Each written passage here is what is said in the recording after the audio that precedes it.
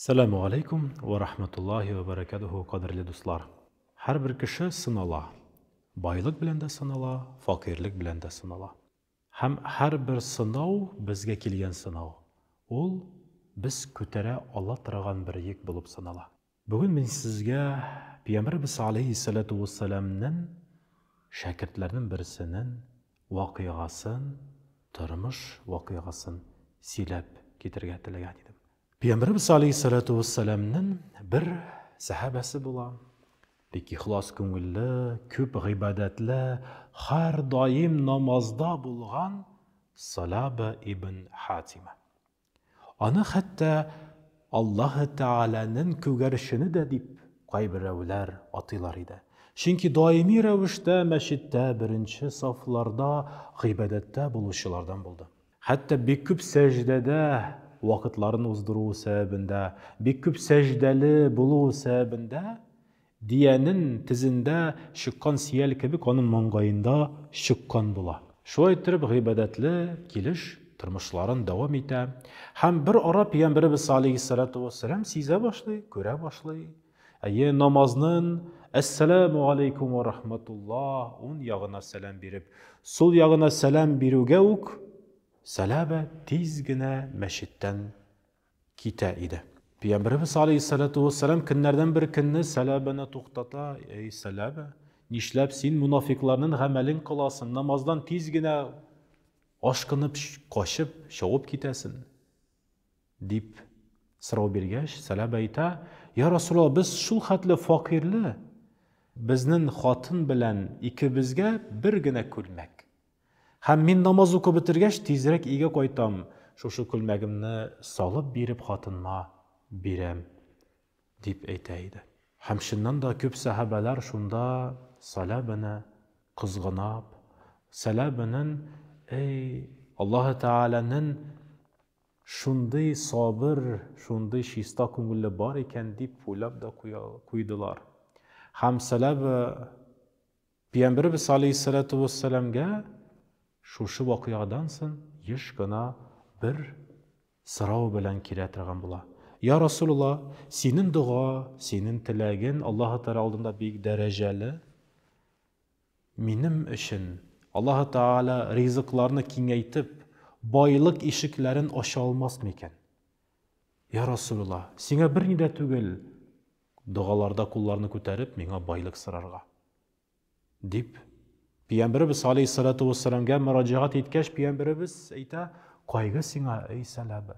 Agar da Alloh taolo senga bermagan bo'lsa, ya'ni sen shu sinovni ko'tara olmassın demak. Yo'q ya Rasululloh, ko'tara olam. Tag'in da ko'proq ibodatli, tag'in da ko'proq shin ko'ngildan izgiliklar bilan turmushlarimni mo'l qilar edim deb va'dasin beradi. Hem qat bir necha marta bilan shulay Payg'ambarimiz alayhissalatu vassalamdan so'ray. Hem Payg'ambarimiz alayhissalatu vassalam nihoyat kunlardan bir kunni duolarda, ya Rabbim, Salabaga boylik eshiklarin, yo'llarin ochib jibar, boylig'in orttir deb duo qila. Hem shundan da Alloh taolo Salabaga barakat eshiklarini ocha. Boyligi orta boshli, sarıqları ürşi başlı. Hem en sonunda sarıqlar hatta Medine şehri içinde sıyımı başlı. Ol Medine şitine köşe başlı.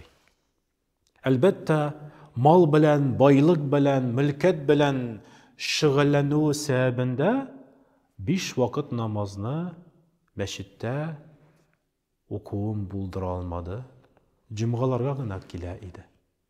Hemen narısın cumgalarını da kaldırıp,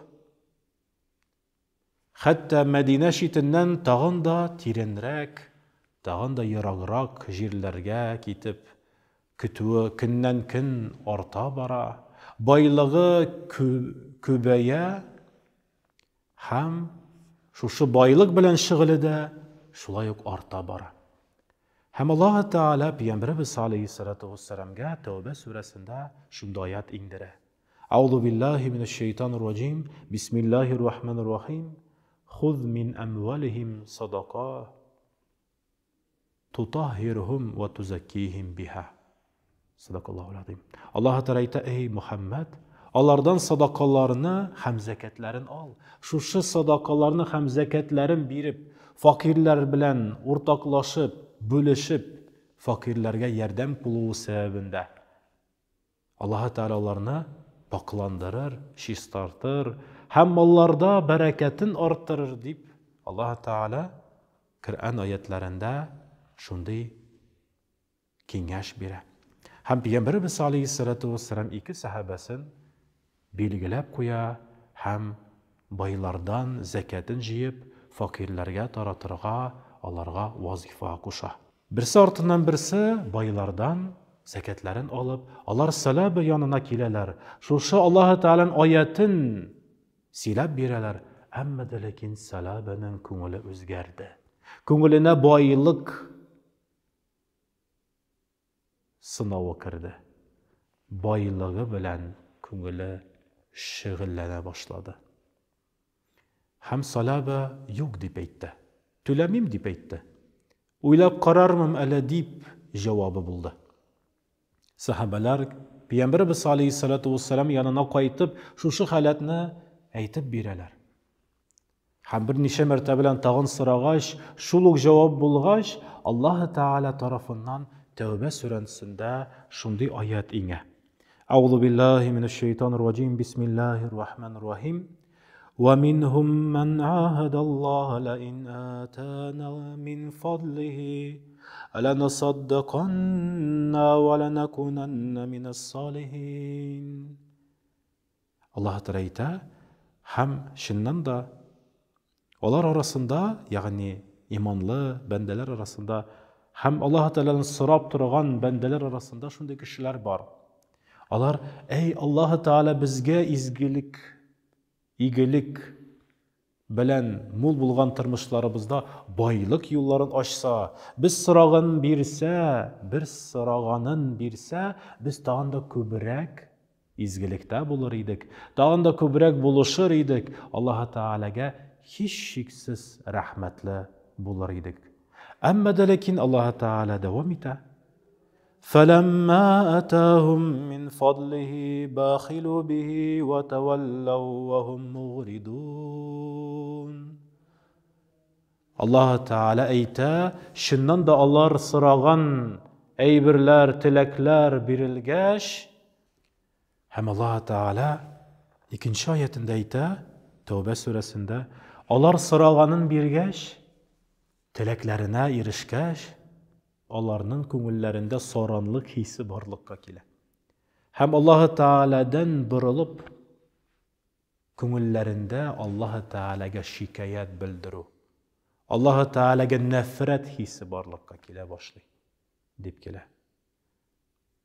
Şundan da şu ayet ingeş, Ömer radıyallahu anhu tezirek atına atlanıp, salabı yanına tiz barıp jite.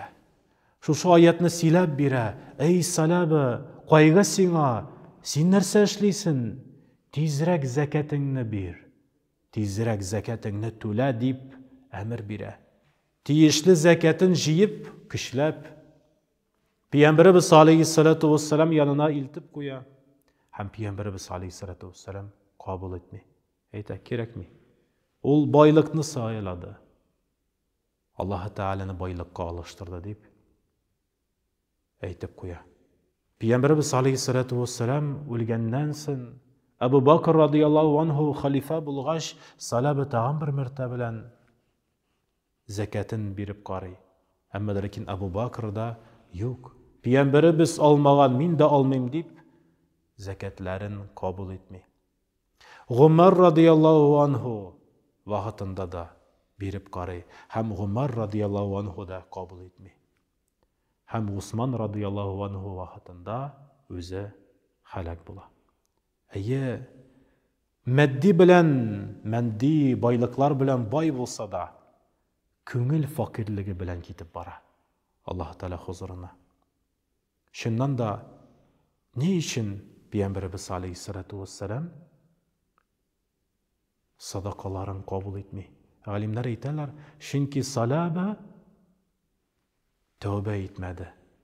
Hem zekatın birgende de Кешеләр алдында хур булмаска дип генә, әмма дә ләкин Аллаһы Тәгаләнең ризалыгын өмет итү дигән, чын күңелдән Аллаһ ризалыгы өчен зәкатын, садакасын бирү дигән сыйфаты булмау сәбәбендә шушы аяныч хәлгә, түбән дәрәҗәгә төшә. Чыннан да шушы салабының тормыш халәте безгә бик күп нәтиҗәләргә, дәресләргә ия булдыра. Беренчедән, без күтәрә алмаслык сынауларны сорамыйк. Чөнки Аллаһ Тәгалә безгә җибәргән сынау без күтәрә ала торган сынау.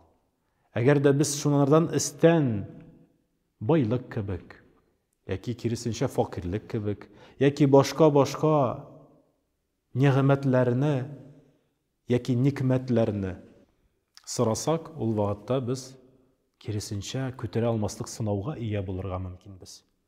Икенчесе, ул да инде җәннәт әһелләренең иң таралган сыйфатларының берсе. Ул юмартлык. Чыннан да юмарт кеше Аллаһы Тәгаләнең юмартлыгына ия булыр дип килә. Хөрмәтле җәмәгать, булган маллары без белән уртаклаша белү, булган Аллаһы Тәгаләнең нигъмәтләре белән бүлешә, уртаклаша белү бик зур, югары сыйфат. Һәм Аллаһы Тәгалә үзе дә юмарт, һәм юмартлыкны ярата. Шуңа күрә, хөрмәтле җәмәгать, юмартлык сыйфатына һәрберебезгә дә ия булырга насип әйләсен. Аллаһ Тәгалә үз рәхмәтеннән, ярдәменнән ташламасын. Бәхет юлы белән барып, Аллаһ Тәгаләнең ризалыгына ирешергә һәрберебезгә дә насип ва ясар әйләсә иде. Ассаламу алейкум ва рахматуллаһи ва баракатуһ.